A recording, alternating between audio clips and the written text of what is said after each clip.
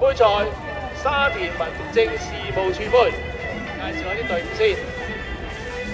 1號線道紅色旗水務處龍舟隊。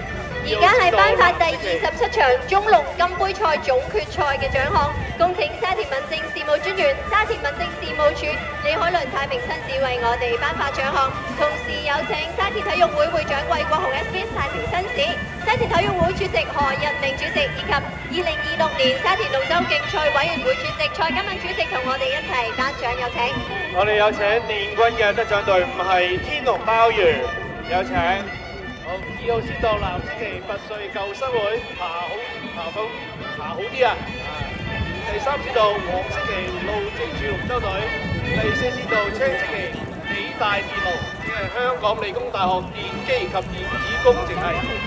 第5線道橙色旗機電工程處龍舟及蛙艇隊，第6線道紫色旗香港科技大學舊生龍舟隊，第7線道綠色旗建青龍。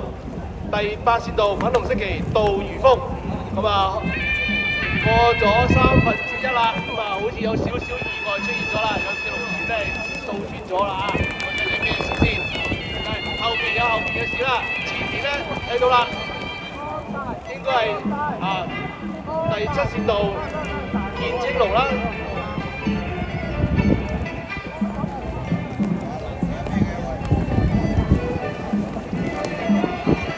好，橙色旗嘅機電工程處龍舟及蛙艇隊，季軍嘅得獎隊伍係消防處新界北區東西聯隊。哇！呢兩隊咧競爭得非常之激烈啦。